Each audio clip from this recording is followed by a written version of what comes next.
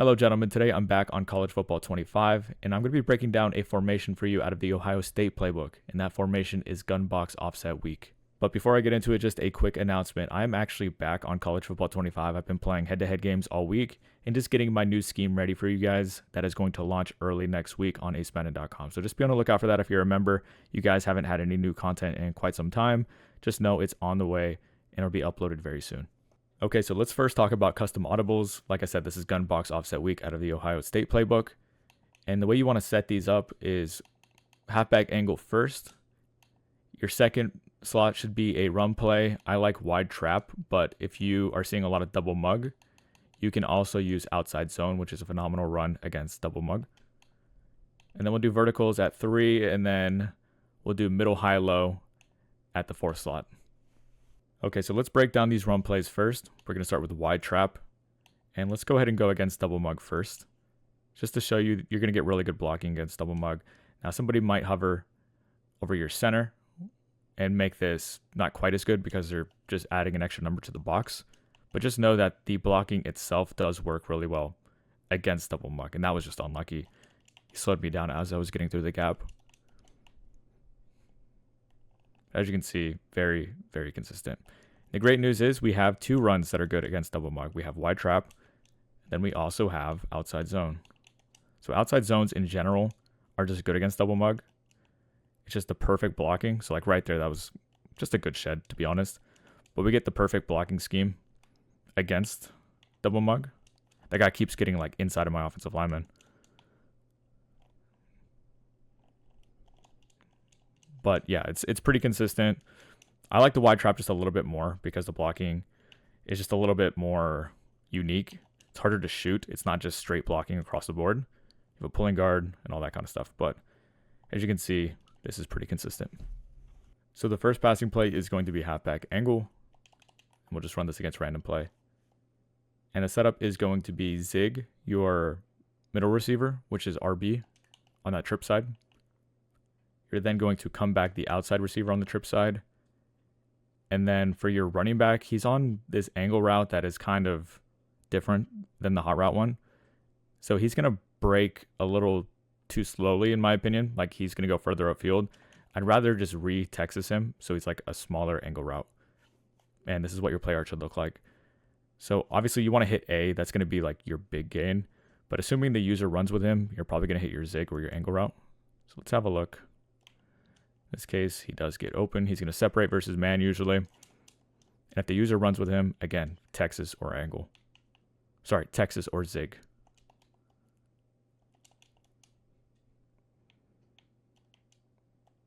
So the thing that's going to do a good job against this setup would be a cover 2. Everything else is going to really not do a good job against this, to be honest. There's a crosser again.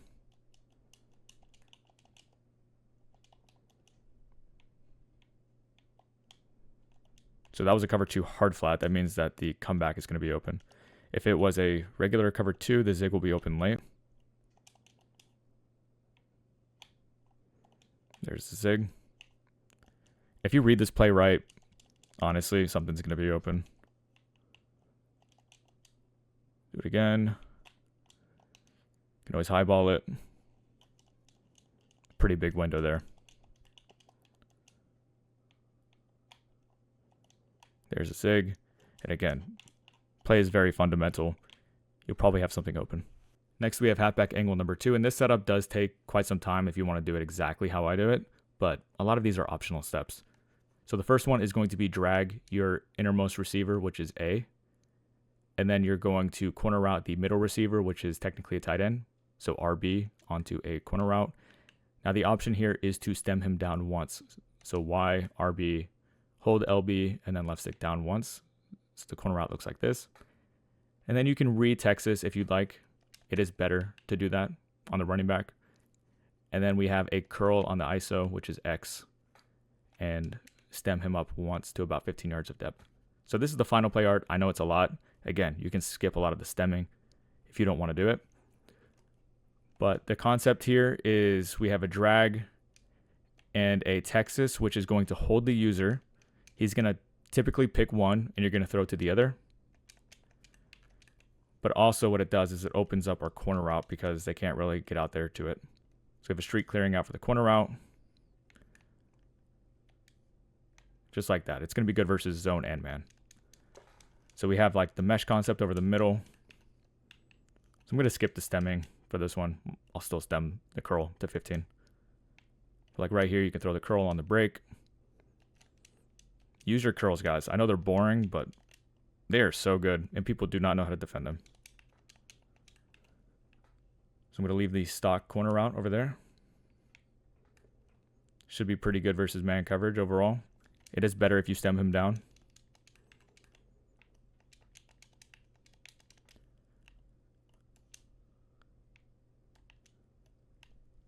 I know it looks like the drag and the Texas kind of run into each other, but that's kind of the point with mesh concepts. They kind of intersect at a certain point, but then one of them is going to be open. Just get used to the concept. So right there, I was waiting on the corner route, didn't pop open, but that's going to be halfback angle number 2. The next play is going to be verticals, and let's go ahead and run this against cover 3 first, and then we'll go against just random defense. So let's find a cover 3 sky, because I want to show you how good this play is versus cover 3. So what we're going to do is block the running back, out route the outside trips receiver, which is a speed out, and then stem him up once. And this is not optional. Make sure you do that part. So first you have the speed out versus cover 3. That's always going to be a throw for you. Take it if you want to. If you want to be greedy and get a bigger gain, you do have a window here with the deep crosser. You do have to throw him right because that outside third is going to be waiting. So just make sure you time that up right. I'll try to do it better this time. So just like that. And then you have the seam from A, which is probably a safer throw. Just like that. Now the user is going to be probably running with the crosser, I would say. But then you also have the drag. Assuming the flat zone doesn't like carry him that far to the middle of the field. You could technically leave the running back on his wheel and get that flat zone off of him immediately. Like this. So, very good play versus cover 3. Let's just briefly run it against random. Just to show you it'll be good versus really a lot of things. So it's a hard flat, just highball it over him.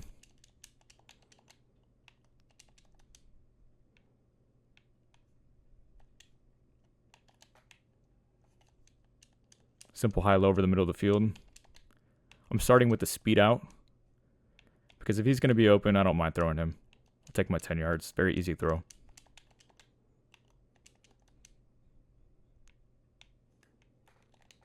Make sure you click on. Make sure the safety can't make a play on that.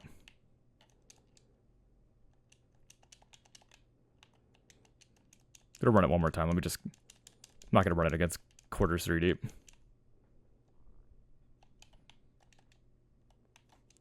All right, last one. Just read the speed out. Take it if you want it. And then for verticals number 2, we are going to block the running back. We're going to zig the inside receiver. And then we're going to streak the ISO receiver. So this is what your final play arc should look like. And, you know, you want to hit RB, like that's your chunk gain. But if the user's running with him, just take your zig or your curl. Either one's going to be open. And this is just a really good concept between the zig and the curl.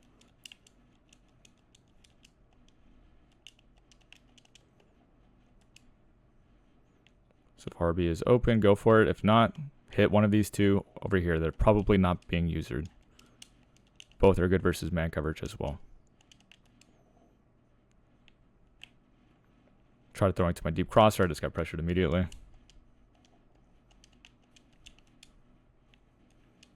I'll just engage 8.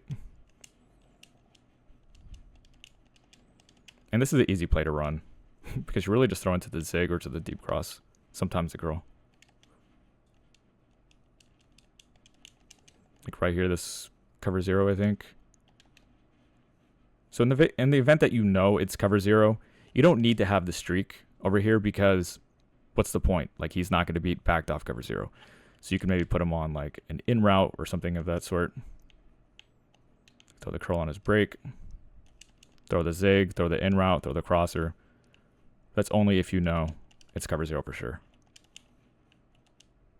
Let's do it again. There's the zig. Wins very quickly. A couple more times. Just engage 8.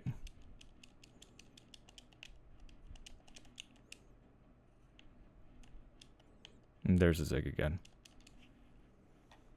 The next passing play is going to be middle, high, low, and this first setup is good versus cover 3. It's good versus other things as well, but this is a cover 3 palm. So what we're going to do is streak the inside receiver, which is A, drag the outside trips receiver, block your running back, and then corner route your ISO receiver, which turns into a C route. So this is your final play setup. And you do want to hit the post. You do need quite some time to hit it. But as you saw, it was coming open. Just ended up getting hit. So just try to buy as much time as you can in the pocket. And there's your one play touchdown against cover 3. Now, let's say they come out in something else. You're not like totally screwed. I would say that the setup is meant for beating cover 3. But you're going to have an option versus most coverages. I'd say the drag is going to be like your safe bet. It's always going to be open for like 5 to 10 if it doesn't get usered. And then against man coverage, which I think this is, you can have your post, you can have your drag, you can have your C route. Now, if you really know it's man coverage, just run a different setup, or you can like maybe not keep the streak. Maybe put this guy on like a corner route, stem him down. Have an extra option against man coverage. That kind of applies to any play. If you know it's man coverage, like a cover 0, you don't really need a streak, especially if it's backed off. You could also do something like this against like a cover 0.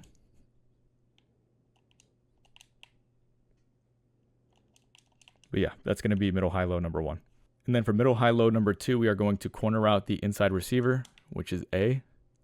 We're then going to zig the middle receiver, which is RB. And then we're going to block the running back and drag the solo side receiver.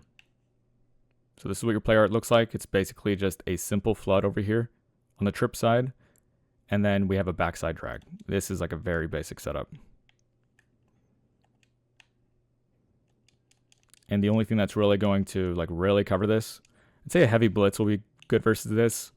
A Mabel coverage over here to the trip side will be pretty good.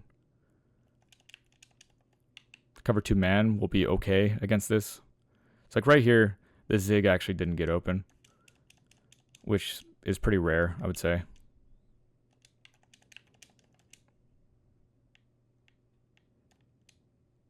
This defender just totally baited me. He like just randomly decided to drop back. Do it again. Did it again. He baited me. I want to know what coverage this is. Let's have a look. So it's this guy right here. Some kind of match for sure. But he's like sitting on the zig and then he gets back for the corner route. That's just good defense. So be careful of that versus match coverage if your opponent's using a lot of that. But against a regular zone, you're going to hit the corner route just like that. And you, of course, have your backside drag. In this case, you have to wait till he passes the flat zone. But this one's a pretty basic setup. All of you should be able to run this one. Anyways, that's going to be it for the scheme breakdown. Let me know in the comment section what playbook you guys want me to do next. And then make sure to drop a like as well, because it lets me know that I should keep making scheme breakdowns in the first place. So thanks for watching. I'll see you guys in the next one.